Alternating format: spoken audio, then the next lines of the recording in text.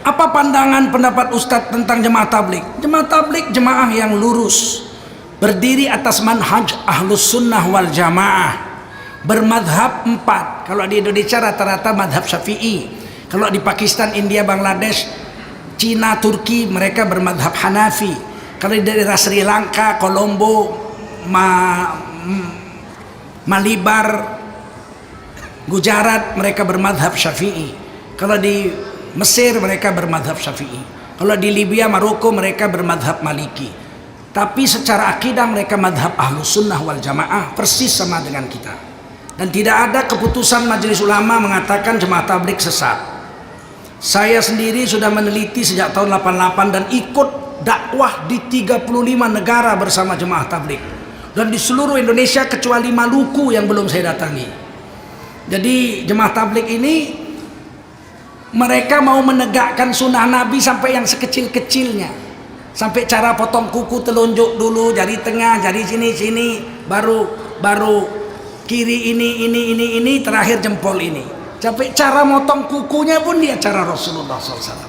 Tidur miring kanan. Kalau di masjid dia tidur pakai alas. Haram bagi jemaah tablik tidur nggak pakai alas, karena kalau sedang tidur liur yang dari perutnya keluar itu najis. Jadi mereka ngerti, ada ulamanya, ulama yang mengarang kitab mereka Fadlul A'mal itu Maulana Zakaria, kuburannya di Baqi, di dekat Imam Nafi dan Imam Maliki, Imam madhab Maliki. Yang mengarang Hayatus Sahabah itu dicetak di Madinah 4 jilid dalam bahasa Arab, itu Maulana Yusuf Kandahlawi. Kitabnya dalam bahasa Arab dicetak di Madinah, beliau dosen. Maulana Zakaria itu dosen di Universitas Madinah. Wafatnya pun dikuburkan di Baqi, di dekat Imam Maliki dan Imam Nafi. Perpustakaan Maulana Zakaria itu 32 tingkat. Di Saharanpuri kitabnya lebih dari 32 juta kitab. Bukan orang bodoh, beliau hafal 14.000 hadis di otaknya, di akalnya.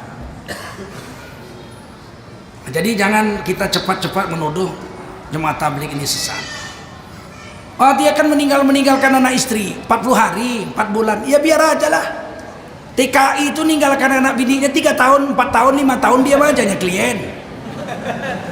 Anak kapal itu pergi meninggalkan istrinya 6 bulan baru pulang. Sopir bus pergi sampai ke Jawa, pulang 3 bulan sekali. Apa urusannya mencari dunianya itu? Kalau cuma tablik cari agama, cari iman, biar aja. Ya tapi kan istrinya perlu makanan rohani. Yang mana makanan rohani? Yang itu mana? Yang itu mana? Yang dalam kelambu. Itu makanan rohana, itu bukan makanan rohani. Makanan rohani itu agama.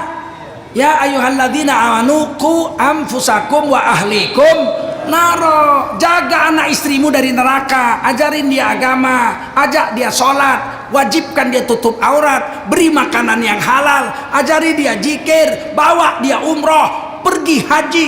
Itu makanan rohani. Kalau yang di kelambu itu bukan makanan rohani, itu makanan rohana itu. Paham? Harus kita bantu jemaah tablik. Setiap masjid mesti menyediakan dapur untuk mereka masak, beri kamar mandi untuk mereka cuci pakaian. Seharusnya yang nyuci pakaiannya kita, yang beri makan dia kita, karena 3 hari tamu wajib diberi makan. Baru wali kota Bengkulu yang mengeluarkan surat, seluruh tamu jemaah tablik yang datang ke Bengkulu wajib diberi makan 3 hari di masjid masing-masing. Baru wali kota Bengkulu. Ini tentang tablik.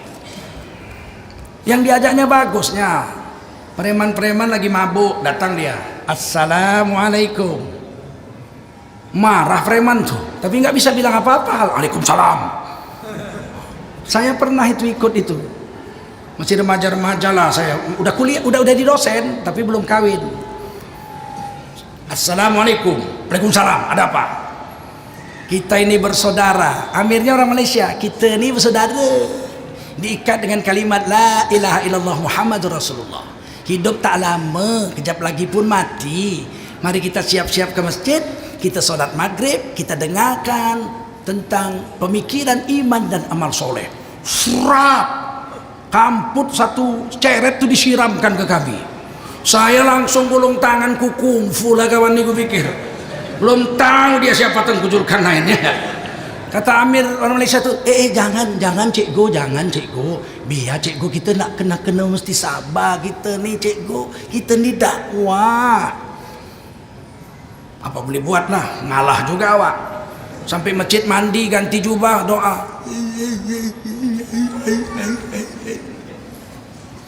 Tengah malam jam 2 atau jam 1 datang orang menggedor-gedor masjid tengah malam. Ampun, ampun. Siapa ampun ini? Sekali dibuka yang menyiramkan kamput tadi. Ampun, tolong. Cium kaki minta ampun. Kenapa? Dalam mimpinya datang malaikat bawa tombak, ditombak lehernya. Minta maaf kau, kalau enggak kubunuh kau malam ini. Ampun. Keluar dia 40 hari.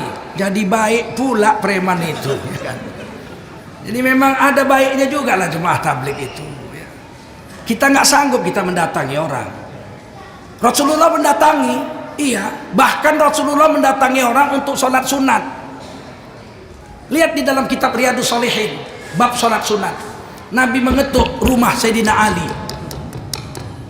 Assalamualaikum kata Nabi. Ya Ali, qum. Wahai Sayyidina Ali, bangun. Sholat tahajud. Apa kata Sayyidina Ali? Saya ditidurkan oleh Allah. Kalau Allah bangunkan saya bangun, kalau Allah tidurkan saya tidur. Ditepuk Nabi pahanya. Memang manusia itu wa kanal insana zaluman jahula, menganiaya diri lagi bodoh.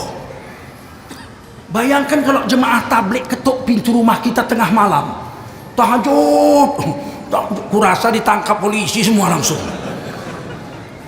Masih dibawanya kita sholat maghrib ke masjid, bagus lah itu. Ya enggak? Bapak kita aja nggak mau ngajak kita ke masjid sholat maghrib. Lebih baik orang itu sudahlah. Kalau kita nggak mau kita diam. Kalau kita mau ikut-ikut, bantu mereka sekuat tenaga. Mudah-mudahan seluruh Islam Indonesia ini bangkit. Kalau orang Islam Indonesia bikin dakwah macam jemaah tabligh itu, ada 230 juta rakyat Indonesia yang Islam. Kalau 20 juta orang aja, 1/10-nya saja bikin dakwah keliling dunia, seluruh dunia orang Indonesia semua di mana-mana. Jemaah tabligh ini yang paling banyak mengislamkan orang di Amerika, di Eropa sekarang ini. Rata-rata orang-orang Eropa itu masuk Islam gara-gara jemaah tabligh. Termasuk Mikhail Abdul Aziz, Mike Tyson, itu masuk Islam karena dakwahnya orang-orang jemaah tabligh.